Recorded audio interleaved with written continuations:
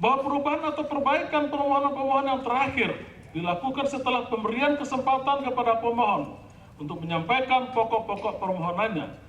Perbaikan yang demikian adalah hak pemohon yang diatur dalam pasal 39 Undang-Undang MK dan pasal 35 ayat 2 Peraturan Mahkamah Konstitusi nomor 4 tahun 2014 yang memberikan kesempatan untuk mengadakan perbaikan yang dipandang perlu. Menurut Mahkamah, perbaikan permohonan pemohon setelah jangka waktu 3 kali 24 jam dan setelah sidang pleno pemberian nasihat oleh majelis hakim masih dalam lingkup materi permohonan yang diajukan sejak awal dan bukan permohonan baru, sehingga perbaikan permohonan tersebut dibenarkan. Oleh karena itu, eksepsi termohon dan pihak terkait tidak beralasan menurut hukum. Menimbang bahwa terhadap eksepsi pihak terkait angka 1 mengenai kedudukan hukum pemohon telah dipertimbangkan Mahkamah dalam paragraf 3.5 sampai dengan paragraf 3.7, sehingga pertimbangan tersebut mutatis mutandis berlaku pula untuk eksepsi pihak terkait angka 1, sehingga eksepsi pihak terkait aku tidak beralasan menurut hukum. Menimbang bahwa terhadap eksepsi termohon angka 3 dan eksepsi pihak terkait angka 4 mengenai permohonan kabur dan tidak jelas, menurut Mahkamah berkait erat dengan pokok permohonan, sehingga akan dipertimbangkan bersama-sama dengan pokok permohonan. Menimbang bahwa oleh karena eksepsi termohon dan eksepsi pihak terkait tidak beralasan menurut hukum, selanjutnya Mahkamah akan mempertimbangkan pokok permohonan.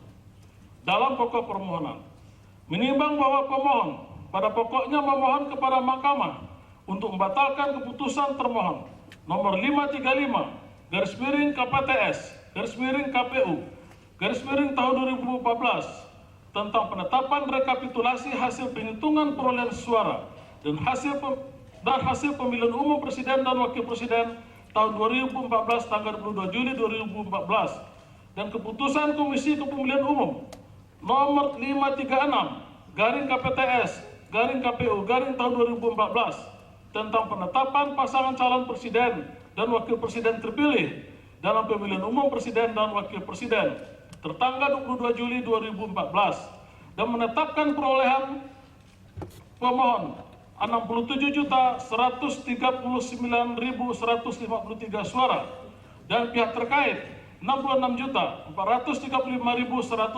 suara, atau memerintahkan termohon untuk melakukan pemungutan suara ulang di seluruh Indonesia atau di beberapa daerah dengan alasan pada pokoknya sebagai berikut.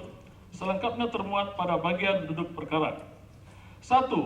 Menurut pemohon, termohon telah salah menetapkan perolehan suara pemohon sebanyak 62.576.444 suara dan pihak terkait sebanyak 70.997.833 suara.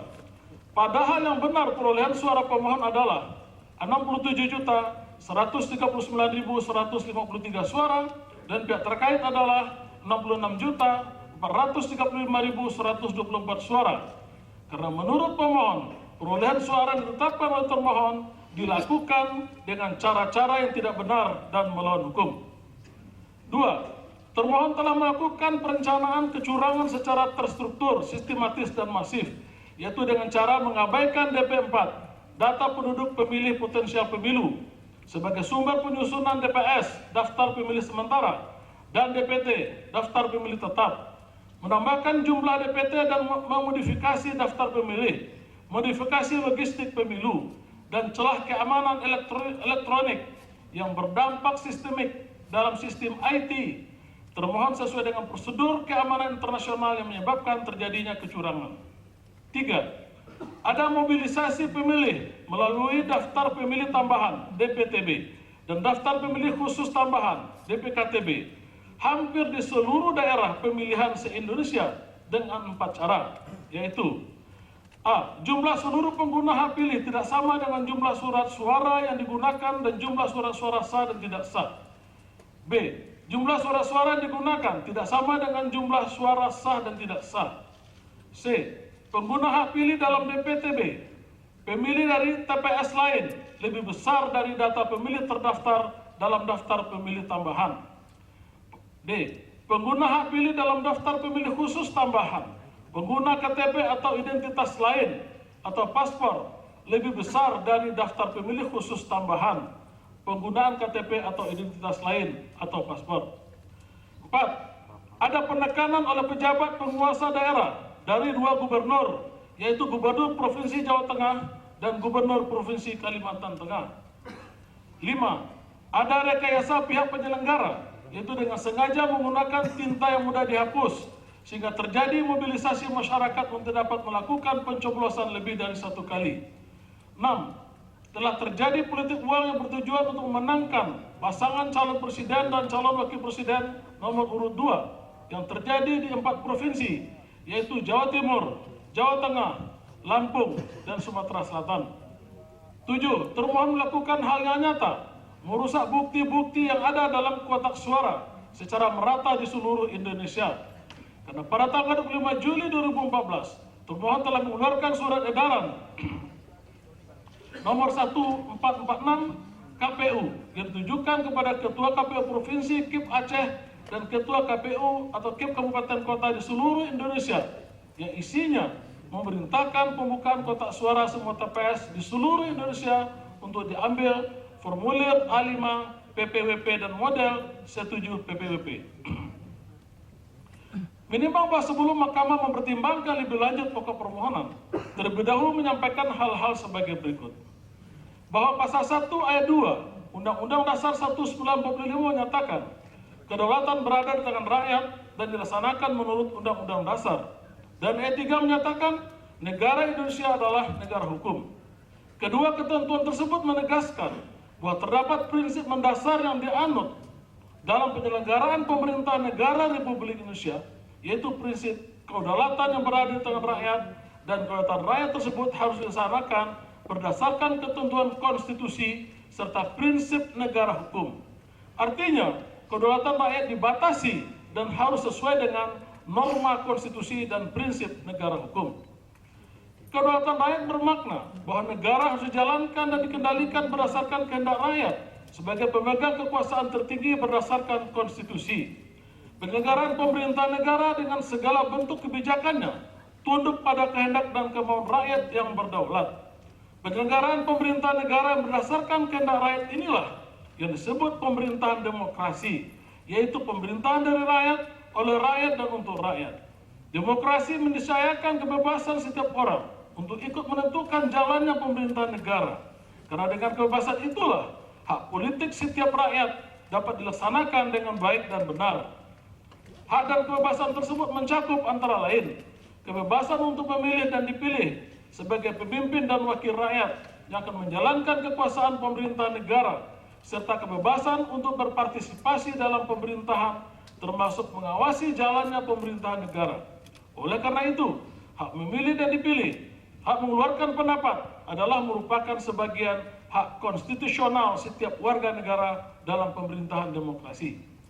Baik berkaitan dengan pelaksanaan pemilihan umum, hak memilih adalah salah satu hak konstitusional yang menjadi dasar pelaksanaan demokrasi yang harus dijunjung tinggi, dan untuk memberikan perlindungan, pemajuan, penegakan, dan pemenuhan hak asasi manusia adalah tanggung jawab negara, terutama pemerintah.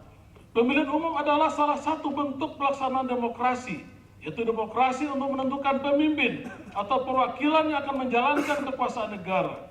Pemilihan umum presiden dan wakil presiden antara lain untuk memilih pemimpin bangsa dalam waktu 5 tahun sekali, yang selanjutnya akan membentuk pemerintahan yang melindungi segenap bangsa Indonesia dan seluruh tumpah darah Indonesia, memajukan kesejahteraan umum, mencerdaskan kehidupan bangsa, dan ikut melaksanakan ketertiban dunia yang berdasarkan kemerdekaan, perdamaian abadi, serta mewujudkan keadilan sosial bagi seluruh rakyat Indonesia.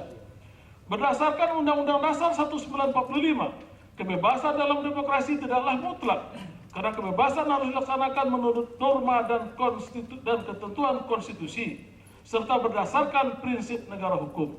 Hak dan kebebasan memilih setiap warga negara harus berdasarkan pada norma dan ketentuan konstitusi, serta tata cara yang dilakukan berdasarkan norma hukum dan peraturan perundang-undangan yang berlaku.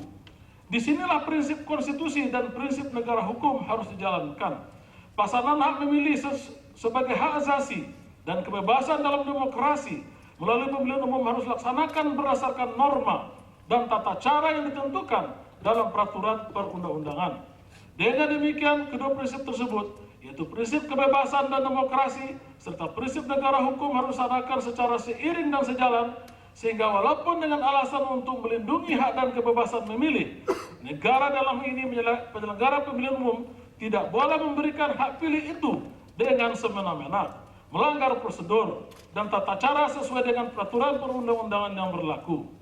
Pelanggaran prosedur dan tata cara tersebut adalah pelanggaran atas prinsip negara berdasarkan hukum. Hakikat pemilihan umum bukanlah semata-mata dalam rangka mencapai tujuan untuk mendapatkan dukungan dan legitimasi rakyat semata, tetapi pemilihan umum harus pula melalui prosedur dan tata cara yang ditentukan oleh hukum yang berlaku. Dalam demokrasi, antara tujuan dan tata cara adalah dua sisi yang tidak bisa diabaikan. Prosedur dan tata cara justru memberi jaminan tegaknya prinsip demokrasi yang memberi jaminan atas persamaan hak, kesetaraan, dan kebebasan itu sendiri. Oleh karena itu, Undang-Undang Dasar 1945 menentukan dengan tegas azas penyelenggaraan pemilihan umum yang harus ditaati dalam penyelenggaraan pemilihan umum, yaitu azas langsung, umum, bebas, rahasia, jujur, dan adil. Azas tersebut dimaksudkan untuk memberikan jaminan bahwa setiap orang dilindungi hak dan kebebasannya untuk memilih dan dipilih, serta memberikan perlakuan yang sama dan adil kepada setiap orang atau kepada setiap peserta dalam pemilihan umum.